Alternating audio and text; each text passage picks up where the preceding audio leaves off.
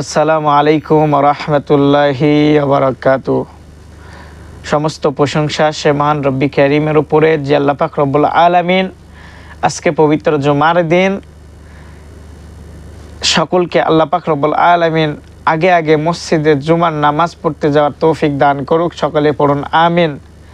ভাই ও দোস্ত হুজুর গো, আজকে যে জুমার দিন, এই জুমার দিনের কিছু বিশেষ আমল আছে।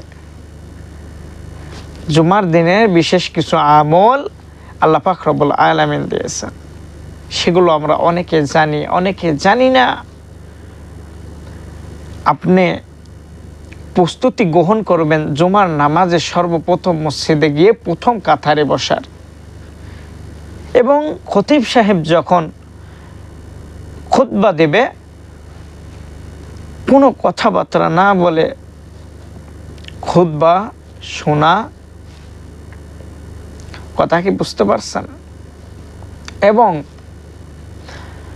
নামাজ শেষে আস্তাগফিরুল্লাহ পড়বেন, বেশি আল্লাহর কাছে তওবা করবেন, আল্লাহ পাকের কাছে বেশি বেশি তওবা করবেন, সকলের জন্য দোয়া করবেন হেদায়েতের।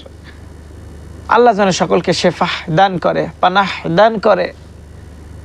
জুমার দিনে বেশি বেশি সূরা ওয়াকিয়া তেলাওয়াত করবেন, সূরা ইখলাস তেলাওয়াত করবেন, দরুদ শরীফ 100 বার পাঠ করবেন।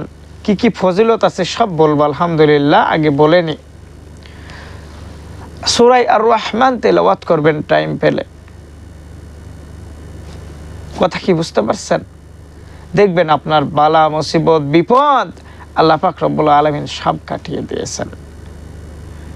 ভাই ও দোস্ত, যেই কথা বলতেছিলাম, তাহলে জুমার দিনে সর্বপ্রথম প্রস্তুতি গ্রহণ করবেন, সর্বপ্রথম মসজিদে গিয়ে আগে আগে বসার। আল্লাহ কবুল করুক, পড়েন আমিন।